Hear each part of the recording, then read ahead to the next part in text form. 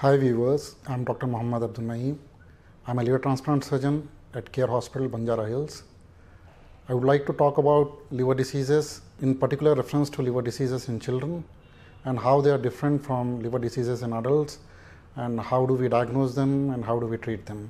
Liver is a very important organ of the body. It's the largest solid organ and about 500 functions are attributed to the liver. So if the liver fails, it is indispensable for survival, and without liver, a person cannot survive. Unlike kidney, where if the kidney fails, a person can go on to dialysis. There's nothing like that in liver. So if a liver fails, person dies unless we treat them by transplant or any other medical treatment. So unlike adults, children, they are very much different. They have different reasons for the liver diseases. In adults, the commonest cause of liver diseases are hepatitis B, hepatitis C, alcohol and fatty liver. Whereas in children, hepatitis B and hepatitis C is very uncommon, and obviously alcohol is not seen. So the commonest cause of liver diseases in children are biliary atresia. It's a congenital liver disorder, and metabolic liver diseases. Sometimes acute liver failure can happen because of some viruses, drugs, or diseases like Wilson and many other diseases. And sometimes children can have liver tumors such as hepatoblastomas and hepatocellular cancers. So it's very important to understand that liver can be damaged in a child and the child may not manifest any symptoms. The normal symptoms of liver diseases like fatigue, weakness, may not be seen in the child, and the child may seem playful, but once the liver fails and jaundice appears and the belly starts increasing in size, then the mother may notice that the child is not healthy and then bring the child to a doctor.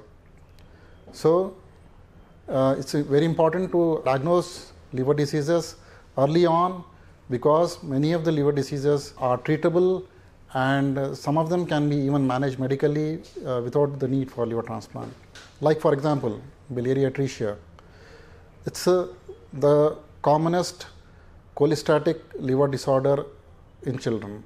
It's also the commonest reason why we do liver transplants in a child. In this disorder, basically the bile ducts are not formed. So these bile ducts carry the bile which is produced in the liver from the liver to the intestine. So these bile ducts are not formed since birth, and it's an ongoing process where the small bile ducts which are malformed, they get damaged with time. So the child presents with jaundice from about 2 to 3 weeks after birth, and this is very essential because there's something called a physiological jaundice, wherein there is a jaundice which starts immediately after birth. This jaundice, which is normally decreases by the second week of life.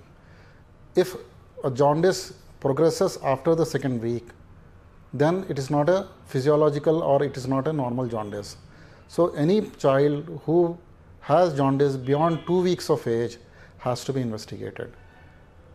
And these children characteristically have pale or clay colored stools. So a child with jaundice beyond 2 weeks of age who has clay colored stools has to be suspected of biliary atresia and taken to a liver specialist. Why this is important is because if diagnosed early, there is a surgery for this problem called as Kasai procedure, and half of the children who undergo this procedure before 3 months of age can lead a normal life up to adolescence. So the rest half who do not recover from the operation, or those children who are diagnosed of biliary atresia beyond 3 months of age, they have to undergo transplant, because without transplant these children will die and they will not survive beyond 2 years of age.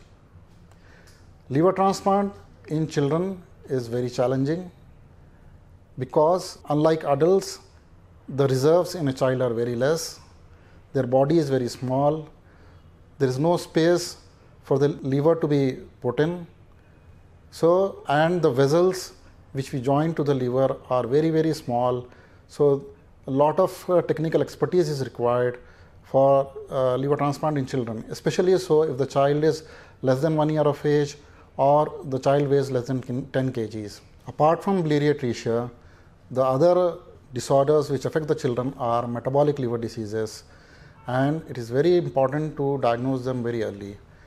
Most of these children will present with neurological symptoms where the child may throw seizures or fits, and the mother or the clinician might think it's a neurological problem, but the underlying problem might be a liver disease, and the seizures or neurological problems might be because of high ammonia levels or some other problem like Wilson's disease wherein the copper level is very high.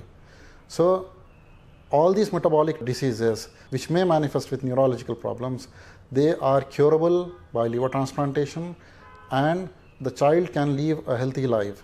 So there are many metabolic disorders like urea cycle disorders, acidemias, and many more disorders which can affect the liver metabolism, and they can be lethal to a child. Apart from metabolic liver diseases, we have acute liver failure happening because of some viruses like herpes viruses and other viruses which can affect the liver. Apart from that, Wilson's disease, some drugs can also affect the liver and cause liver failure. In such kids, the management has to be emergency liver transplant, wherein it's important to transplant the child within a couple of days to couple of weeks to save the life of a child. Apart from these, you have liver cancers or liver tumors affecting the liver in a child, though not very common, but tumors like hepatoblastomas and hepatocellular cancers, they can also affect the liver. And if detected early on, these can be managed by surgery, wherein the part of the liver which is affected by tumor can be removed. But in advanced stages or where the liver surgery is not possible, these kids might need liver transplant. So at CARE Hospital, we facilitate liver transplant for these children, whether it is because of biliary atresia or metabolic liver diseases or liver cancers. We have done transplant for kids as young as 3 months old, and it's very challenging to do such cases. We have the expertise, we have the full team to operate on such small children. And not only these, many of the transplants which we have carried out in children has been on patients who are very poor, who are not able to afford the finances. For such patients, we have arranged crowdfunding, and through crowdfunding, we were able to do transplants for these kids. To conclude, I would like to say that liver diseases in children are not suspected and diagnosed late. So it's very important to diagnose liver diseases in children early on so that permanent brain damage is prevented, and these children, after treatment, especially liver transplantation, they can lead a normal life. It's important that the parents bring the children with any symptoms of jaundice or indigestion or child is not looking well. It's important to bring the doctor to a liver specialist so that the liver problems can be diagnosed early and they can be treated in time so that they lead a normal and a healthy life. Thank you, viewers.